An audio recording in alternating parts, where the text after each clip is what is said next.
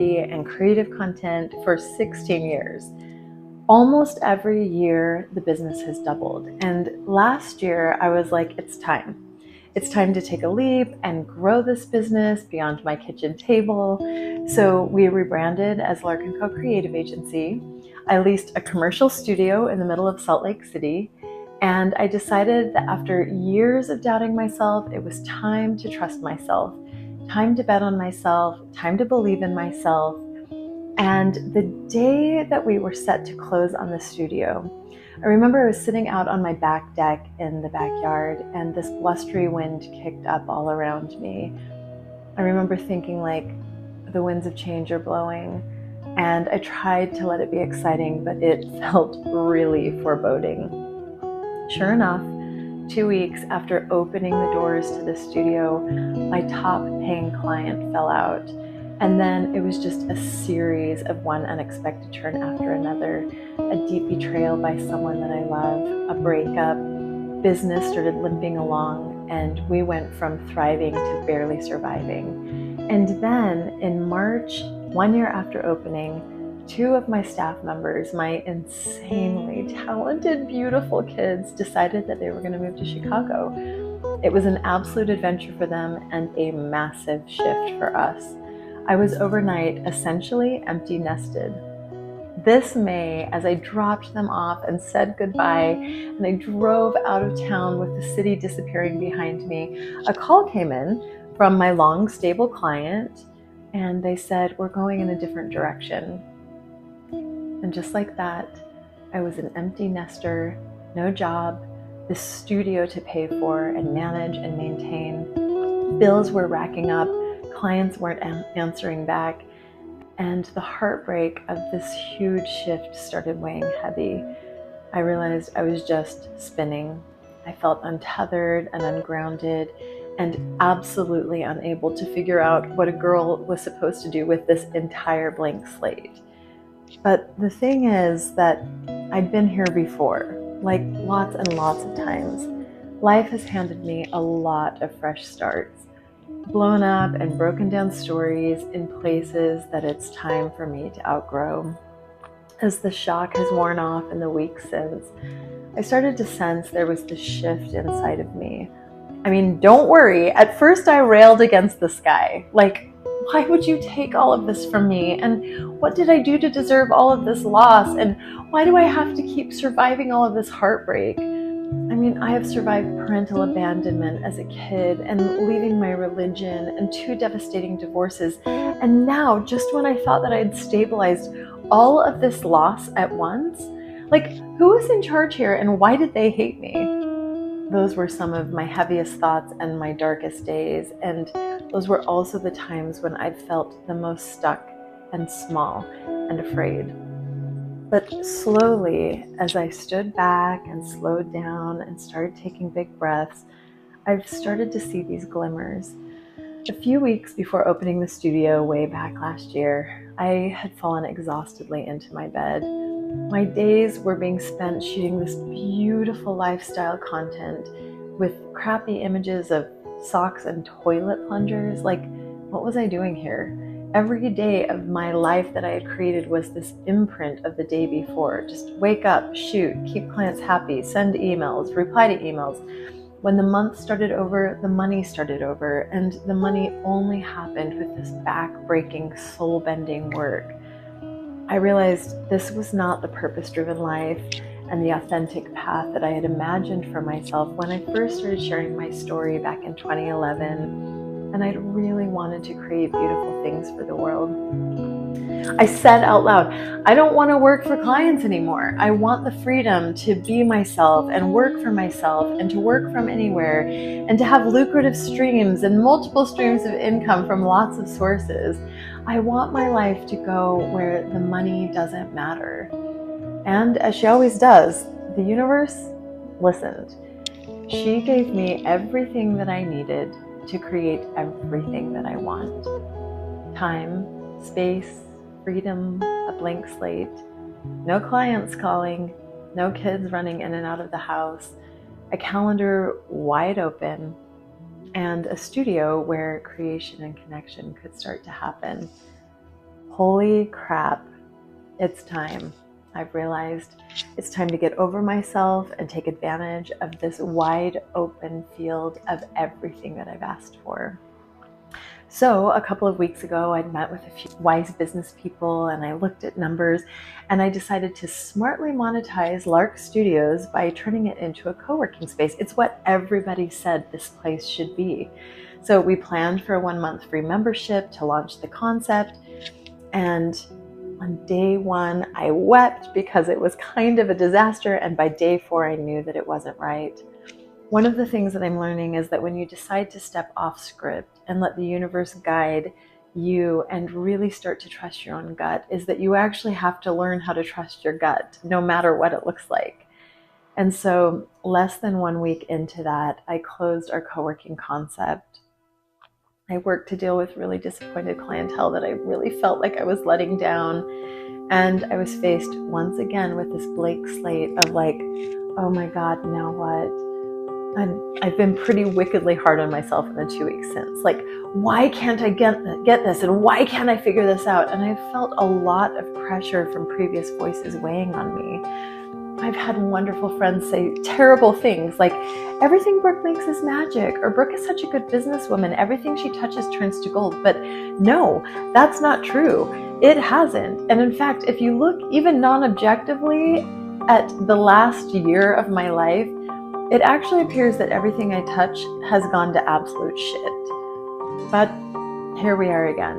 I have the studio, I have no job, I have bills racking up, and something has to be done. And I'm the one that saves myself.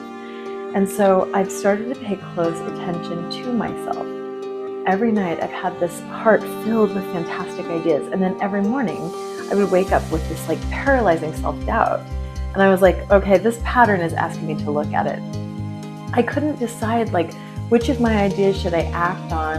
And then when I did decide, I would see 100,000 other paths that I could have, should have taken, and I would just stop and not know what to do. Here's one of the most powerful lessons that I have been learning along this unexpected way, is when fear or hard things hit, lean into them. Don't run away. Hold them between your hands with gentle curiosity and ask them what they're trying to teach you. And so I've been doing that. And suddenly my fear, instead of being this hot welling horror that I've been trying to push down inside of me, has started to become my teacher. It has showed me that no matter how much success I've achieved thus far, somewhere inside of this girl is a good girl who's been raised with screaming criticism and cruel and diminishing words and a really heavy need to be perfect and to be loved. So inside of that, aha number 1. In order for me to level up my life, I have to let go of all of the ideas that I've ever internalized that I'm not good enough or I'm not smart enough, and this is really common for kids that are raised with emotionally immature parents, that somehow I am not real enough to be capable of being anything I want, anytime I want, like other people are. Such a strange disconnect, but I have this. Then I had aha number 2. It came when I started to listen to the stories that were coming up inside of myself. I started to see that on the days when I didn't trust myself, it's because I was sitting in this brain swirl of fear. Most especially this massive fear of money failure. And so as each of those fears arose, I've started to write them down, and I'll look at them and I'll ask myself, when did someone teach me this thing that it's something that I should be afraid of? Or when did I see someone behave with emotional reaction to this very fear?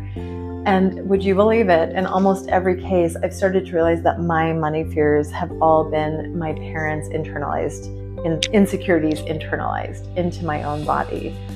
Okay, then, now that I've started to see this, I can start to slow down when these money fears hit and say, hey, I know that this is something that you've learned, but it doesn't have to be true if you'd like to learn a better way. And as I started to do that, I would feel myself kind of back in the driver's seat of my decision making, wide open to learning, not fucking up at all, totally capable of accepting help, able to try on new things and make mistakes, which really aren't mistakes at all. They're just learning opportunities. And suddenly in all of this, oh my God, I reminded myself that, girl, you are just weeks into this major life shift. So you're new at trying on new things, and I am allowed to be gentle and patient as I learn those new things that I need to learn. Okay, so then finally there's been this self-doubt. As I have looked with gentle curiosity and honesty at my own patterns, I see and I've seen that I'm filled with this tremendous thrill when a good idea comes through, but then taking even one faith-filled step into the dark toward bringing that good idea to life fills me with so much paralyzing self-doubt. I actually find myself just like catatonic and doom scrolling and snack eating as I try to escape the terror of self-grounding enough to create something from scratch. So over the years, as I've started picking apart my patterns, I've done a lot of reparenting practice. And what I see here is a little girl who needed and who needs a loving mentor. So hang in there with it. I've turned to AI. Here's idea number 3. I've started to pour my ideas into ChatGPT and ask for guidance, a day-by-day business plan, and a shortcut analysis of expert-driven action. Suddenly, I actually have a business plan, but I've also created this hand-holding experience for myself. I've spent hours and days telling AI all of my hopes and fears and dreams and internal complications and money dreams. And that's where you come in, right here today. Today is the day that I start to make a major shift in my life. Lark Studios is no longer a co-working space, it's a creative incubator for me. Over the next many weeks, I will be working with AI to produce, build, and practice a whole new custom business plan, written by AI and carried out by yours truly. Along the way, I will be sharing the whole process with you, the prompts that I'm writing, the choices that I'm choosing, and the results that I'm getting. The initial idea is to let Lark Studios become a creative incubator, a place where I intentionally craft my own custom, purpose-driven path guided by AI, and also a place where you can come and do the same.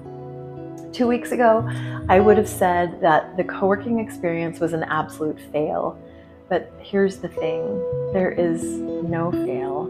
There's just what we try and where we are and what we learn. And today, because of that co-working experiment, I know something more about myself than I did before we tried it. I know that I don't just want to build some franchise studio that brings in lifeless subscription money. I don't want to create another corporation or franchise or purposeless paycheck. What I know now about myself is that there are 2 things that I want my life to be about. 1, creating beautiful things, and 2, telling beautiful stories. I want to do life in the way that I was made to do it. I want to walk my path and open my life to the possibilities that I was made to create. And along the way, I hope that as I learn how to do that, I can inspire you to do the same for you. As I look back over the last many blank slates that I've been given, all of the times when life as I knew it, I thought was over, abandonment, leaving religion, divorce, empty nesting, job loss, there is one single common thread that has helped me restart quickly and powerfully, and that is sharing my story. For the last 3 years, I've been working on a beautiful video podcast, and I know you've been hearing about it and you haven't seen it yet. But Good Mama Magic, How I Lost My Religion, Hitchhiked Away from Marriage, Discovered Magic, and Met the Mother is this close to being to you. It's almost here. It's almost done. I cannot wait to share that part of my story with you. It's been such a labor of love, and I cannot wait to bring it to you. In the meantime, I am going to be here sharing my everyday story of being in this hugely transformative space in my life. My guess is that so many of you are in those places too, in the middle of huge life shifts, divorce, sickness, healing, job loss, empty nesting, menopause, restarting school, shifting careers.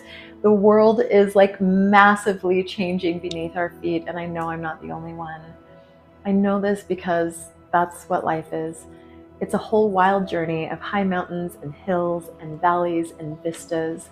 And wherever you are on your journey, I want you to know this, that you are not alone. You are doing better than you think, and you are exactly where you need to be to get where you are going. Trust where you are, be present in it. Let the fear teach you. And if you feel so inspired, follow along with me. I would love to have you walking this next wild phase at my side, and I'll be here to be at yours.